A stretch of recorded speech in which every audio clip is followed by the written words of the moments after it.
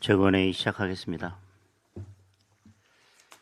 1년 전 무안공항에서 179명의 소중한 생명을 앗아간 주범은 바로 잘못 설치된 콘크리트 둔덕이었습니다. 국토교통부 항공철도사고조사위원회의 연구 용역 결과 둔덕이 없거나 규정에 부합하는 구조였다면 전원 생존은 물론 중상자도 없었을 것이라는 분석이 나왔습니다. 그런데 이 같은 보고서가 작년 8월에 이미 나왔는데도 지금까지 국토부는 이를 은폐해 왔습니다. 단 한 건의 자료 공개도 없었고 단 한 명도 처벌받지 않았고 1년 넘게 제대로 된 수사조차 이루어지지 않고 있습니다. 그 이유는 명백합니다. 더불어민주당의 책임이 있기 때문입니다. 이 콘크리트 둔덕은 2007년 무안공항 개항 당시부터 기준에 부적합하다는 지적이 있었습니다. 하지만 당시 노무현 정권의 국토부는 이를 묵살했습니다. 2020년 개량 사업 당시 설계 용역에도 둔덕을 부서지기 쉽게 바꾸라는 문구가 포함되어 있었습니다. 그런데 당시 문재인 정권의 국토부는 거꾸로 상판을 더 보강했습니다. 그때 국토부 장관은 민주당 국회의원 출신 김현미 장관입니다.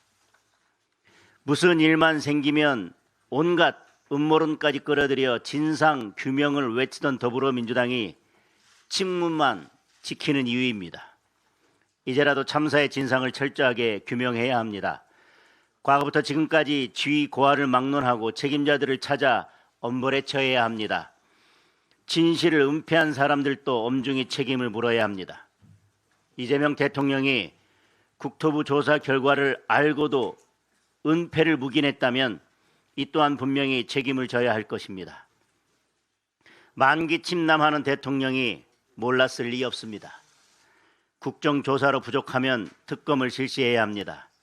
국민의힘은 희생자와 유가족들의 한을 풀어드리기 위해 끝까지 포기하지 않고 진실을 낱낱이 밝힐 것입니다.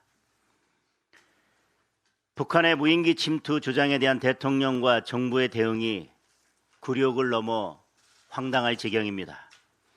우리 군이 하지 않았다는 읍소에 가까운 입장문을 이틀 사이에 무려 7번이나 내놓았습니다. 북한의 일방적 주장에 대통령까지 나서서 중대 범죄에 운운하며 우리 국민을 수사하라는 지시를 내렸습니다.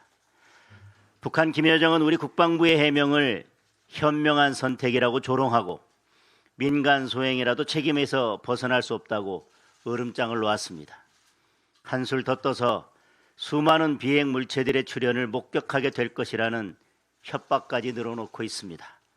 결국 이 정권의 굴욕적 대응이 북한의 오만과 위협을 불러온 것입니다. 북한은 지금껏 수없이 무인기를 보내고 오물풍선을 날리면서도 단 한 번도 시인하거나 사과하지 않았습니다. 우리도 가만히 있으면 될 일입니다. 우리 군이 한 일이 아니라면 더더욱 가만히 있으면 됩니다. 대통령이 잘하는 어쩌라고의 한마디면 끝날 일입니다. 그런데 이 정권은 우리 국민의 불안보다 김정은과 북한 정권을 더 걱정하고 있습니다. 대통령과 정부의 책무는 국토와 국민의 안전을 지키는 일이지 북한 김정은의 심기 경호가 아닙니다. 굴종으로는 결코 평화를 지켜낼 수 없습니다. 정신 차리고 북한의 공갈 협박에 당당히 맞서서 우리 국민을 지키기 바랍니다. 김경 서울시의원이 어젯밤 귀국해서 경찰에 출석했습니다. 경찰은 이제야 압수수색과 함께 강제 수사에 들어갔습니다. 늦어도 너무 늦었습니다. 이미 증거인멸과 말 맞추기가 끝나가고 있을 것입니다. 실제로 처음에는 서로 달랐던 김병기, 강선우, 김경의 말이 지금은 보좌관 한 사람에게 뒤집어 씌우는 쪽으로 모아졌습니다. 권력의 눈치만 살피는 경찰을 더 이상 믿을 수 없습니다.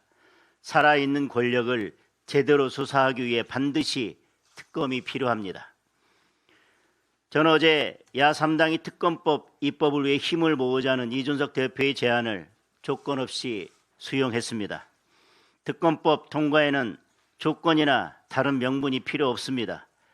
특검법 통과 그 자체가 명분입니다. 조국 대표도 동참해 주시기를 다시 한번 촉구합니다.